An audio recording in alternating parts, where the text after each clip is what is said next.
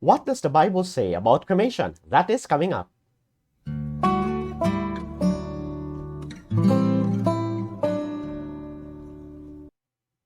Welcome back. We have another very interesting question to tackle today.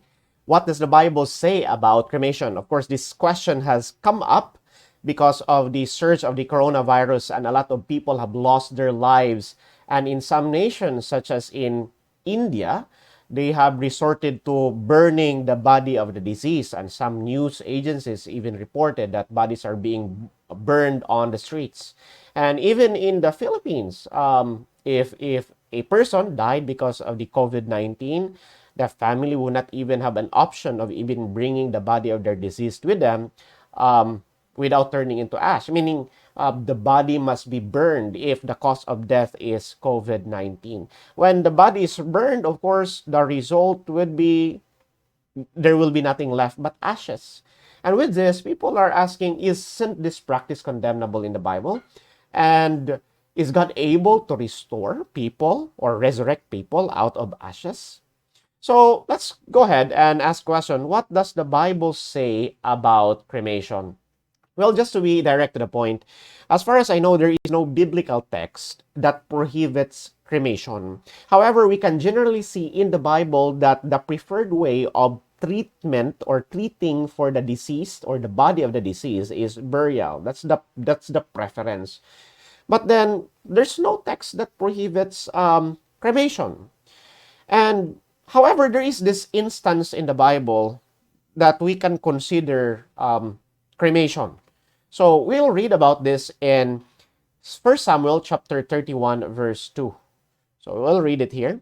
It says, And the Philistines followed hard upon Saul and upon his sons, and the Philistines slew Jonathan and Abinadab and Malchishua, Saul's son. So the Saul being mentioned here, this is the first king of Israel. And one of his sons that is mentioned here is Jonathan. As far as the Bible is concerned, Jonathan is a very good person. And we often consider him as the best friend of David. Here is an interesting commentary about Jonathan from the book My Life Today. Jonathan, by birth, heir to the throne, yet knowing himself set aside by the divine decree, to his rival the most tender and faithful of friends, shielding David's life at the peril of his own, steadfast at his father's side through the dark days of his declining power, and at his side falling at the last. The name of Jonathan is treasured in heaven, and it stands on earth a witness to the existence and the power of unselfish love. So there you go. It says there, Jonathan is treasured in heaven. I personally believe that we will be able to see Jonathan in heaven with all of the good description that he has in the Bible. So with that in mind, let us pick up on the rest of the story, going back to 1 Samuel chapter 31, and this time we're going to jump to verse 8. Let's see how the dead body of Jonathan was treated. And it came to pass on the morrow, when the Philistines came to strip the slain, that they found Saul and his sons fallen in Mount Gilboa. Okay, they were found dead. And they cut off his head and stripped off his armor and sent into the land of the Philistines round about to publish it in the house of their idols and among the people. And they put his armor in the house of Ashtaroth, and they fastened his body to the wall of Bethshan. And when the inhabitants of Jabesh Gilead heard of that which the Philistines had done to Saul, all the valiant men arose and went all night and took the body of Saul and the bodies of his sons, and that should include the body of Jonathan, from the wall of Bethshan, and came to Jabesh. And how were the body of the deceased treated? They were burned. It says, burnt them there. So there you go. That's very clear. And in our time today, we can call that cremation. Now, let me just finish the passage. Verse 13, and they took their bones and buried them under a tree at Jabesh and fasted 7 days. Here is an interesting commentary from Albert Barnes. It says here, burning was not the usual mode of sepulture among the Hebrews, but in this case, from a pious desire to disguise the mutilation of the headless corpses and exempt them from any possible future insult, the men of Jabesh burned the bodies, yet so as to preserve the bones. So there you go. That's very clear. The body of Jonathan was burned. But then, that's what I've told you, Jonathan is a good man. And by God's grace, we should be able to see him in heaven. But notice, essentially, he was cremated together with his father and the rest of his siblings. They were cremated. So, but we can see it would be unfair if Jonathan would perish simply because he was cremated. And not just that, we have other examples to consider. Like, for example, in the early days of Christianity, a lot of Christians have been martyred because of their faith. And if they were not fed to lions, then they were burned at stakes.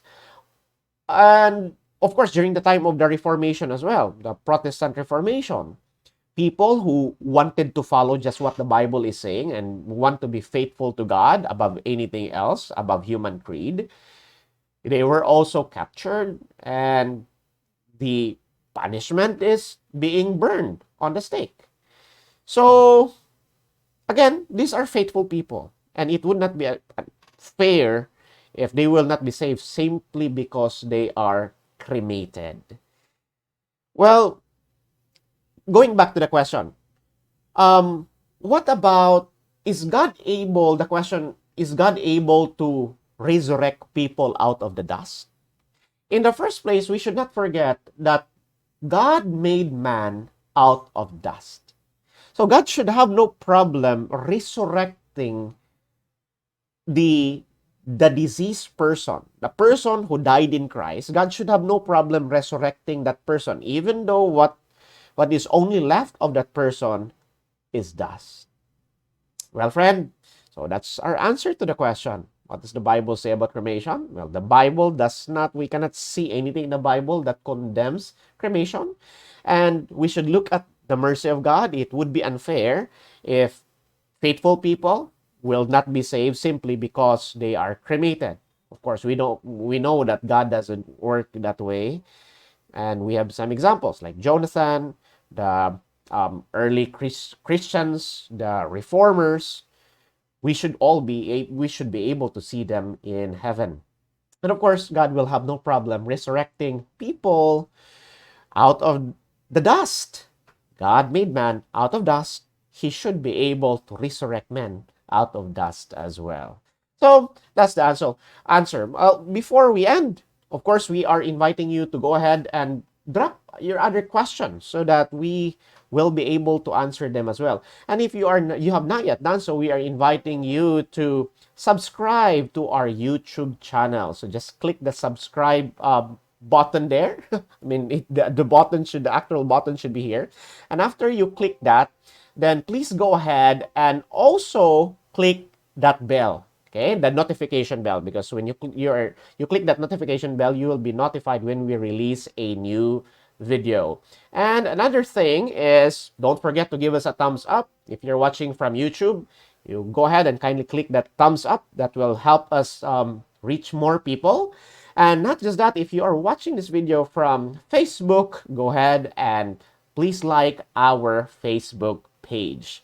The links of our Facebook page and our YouTube channel should be down there at the description as well.